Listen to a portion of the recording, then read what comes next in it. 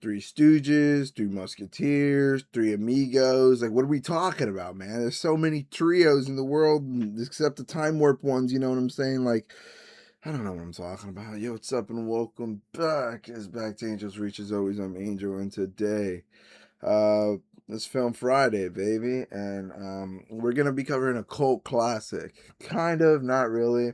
Um, Forgive the bedhead off the wake. I just threw a hoodie on and put the hood up so you can, bear with me. But 1986 comedy western, One Three Amigos, directed by John Landis. Yeah.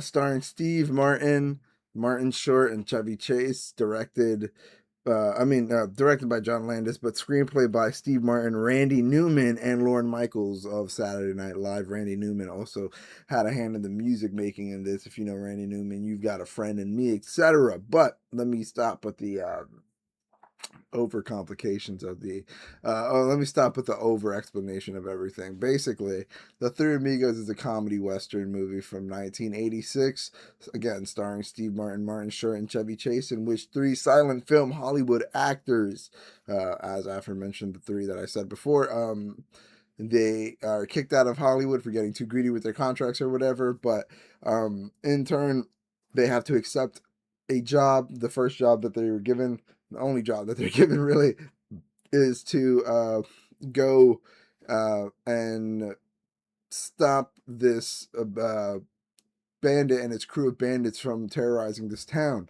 Um, the misunderstanding comes from the fact that they are not actually heroes and they are instead Hollywood actors. But the woman who summoned them, saw them in a movie and, sent a message to them, but because of funny misunderstandings and her inability to afford an expensive message like they did back in the day, paying for messages across worldwide. Can you imagine? Imagine not having data. No, I'm not like what? That's so crazy.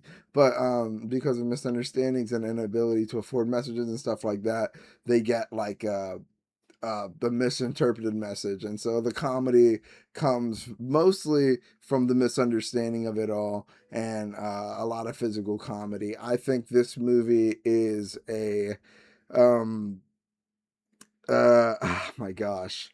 I think that this movie struggles in the same places that it succeeds, which is like this movie. I feel like at the time was probably really hilarious, but since then we have had like a lot of different forms of comedies and comedy movies that have done a lot of what they did better. The Three Amigos is a kind of funny movie that uh, is more funny, I think, in concept than in actual execution. There's a lot of physical comedy and there's a lot of like slapstick humor that I think either falls short or is just kind of executed okay.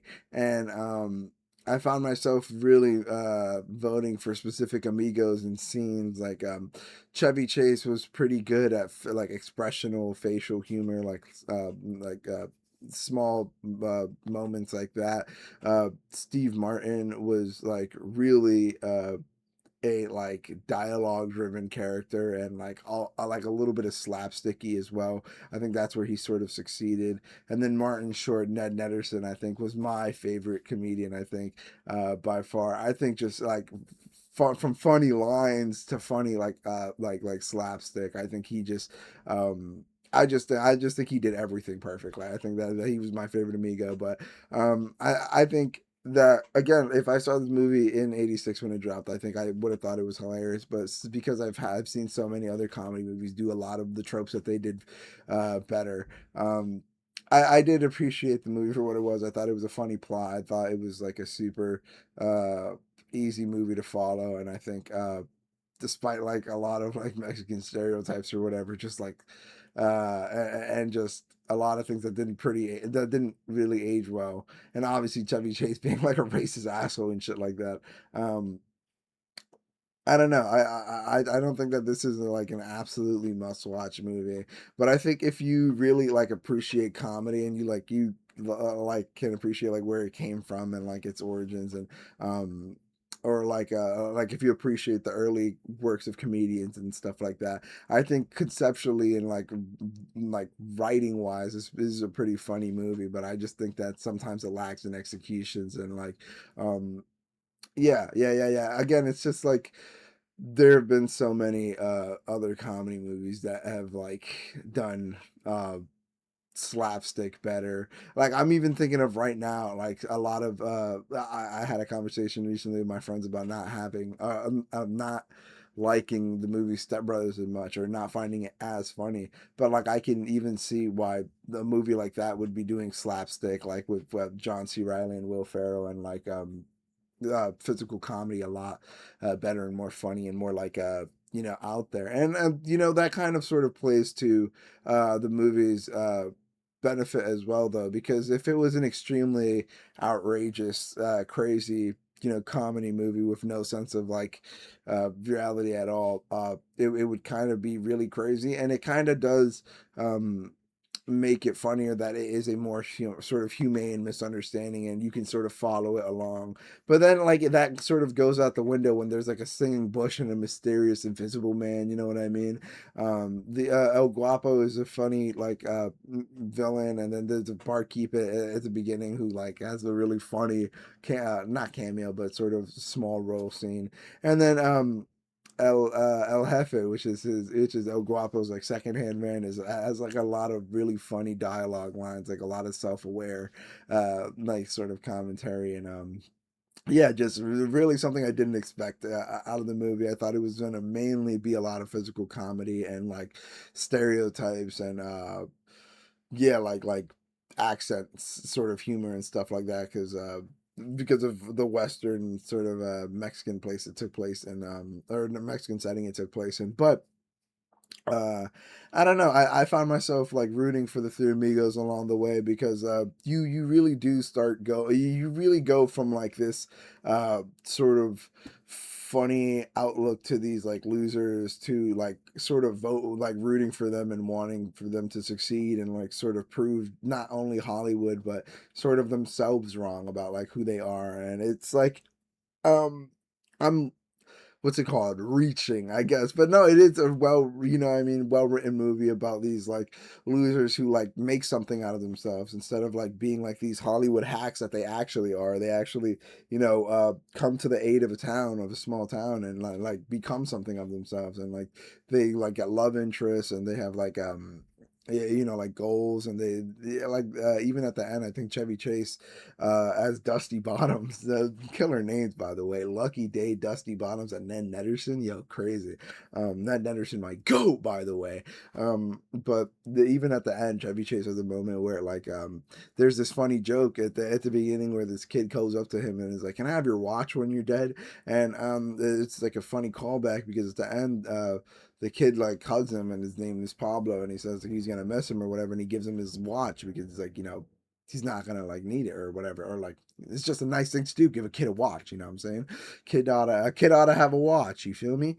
But yeah, like little moments like that are nice. Obviously the romantic moments are funny, and obviously the slapstick humor lands a lot. There's a whole scene where Steve Martin is like trapped in like a cell or something like that, and they're like and he's like for or like trying to fight his way against chains. And there's this whole scene where Nederson and where what's it called, Martin Short is like uh hanging like I I think he's like just like sustained above like a pinata or something like that, and like it like leads, it perfectly sets up to like a line about gringos falling from the sky or something like that.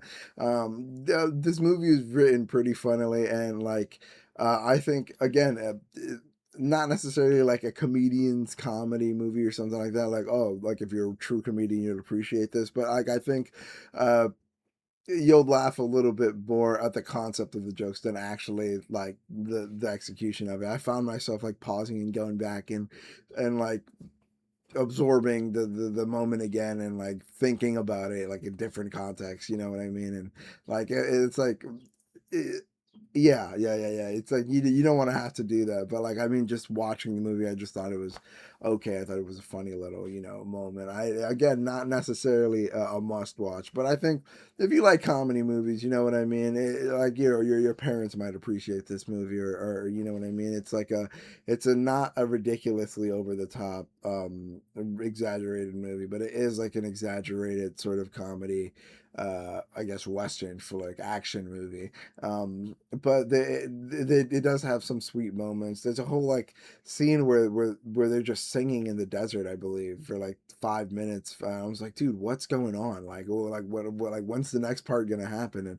And yeah, I forget what do they sing? Don't worry, be happy or something like that. They're just like whistling in the desert, like just before they're about to get eaten by coyotes or something like that.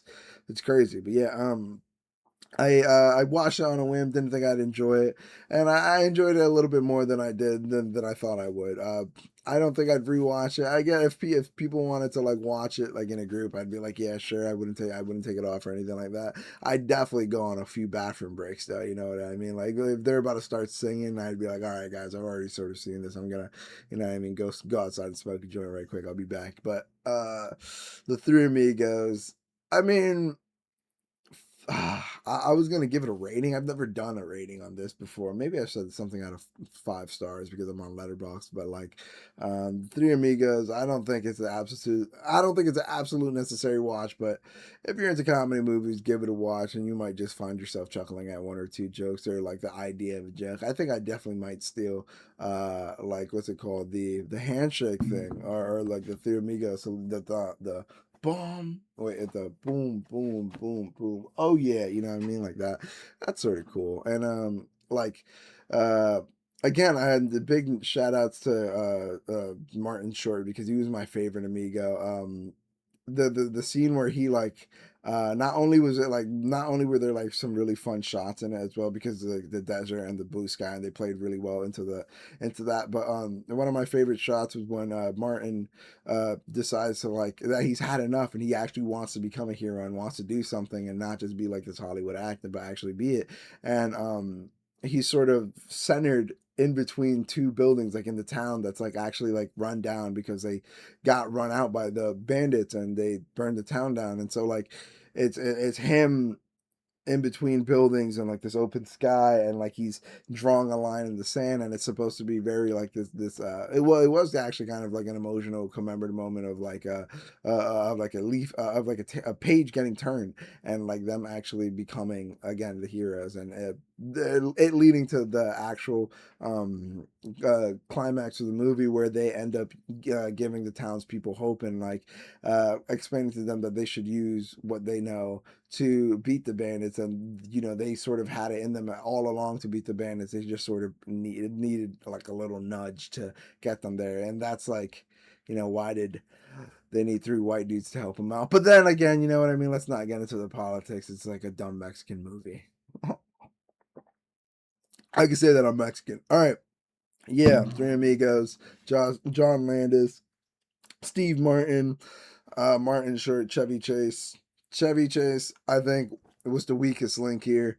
Steve Martin, I think second place, and then Martin Short, obviously my goat Ned Nederson. I'm really hoping I'm getting them right. I think I confused Steve Martin and Martin Short a lot because Martin, you know, what I mean, as long as I'm not getting confused with Martin Lawrence, that was just so bad. Like you could see me make the connection and it was just so whack. All right, that's it. I'll talk to you guys next time. Like, subscribe, hit the bell. Let me know if you watched the movie. Let me know if you laughed at this at all. Let me know if you thought this was the most burger movie ever, or if you thought this was the most hilarious movie and you don't understand why I wasn't wheezing at every joke. Um, yeah. Let me know and let me know any other movies you want me to check out and stuff like that. I'm seeing all you in the comments, all 0 of you. Like, let me know. Okay, bye.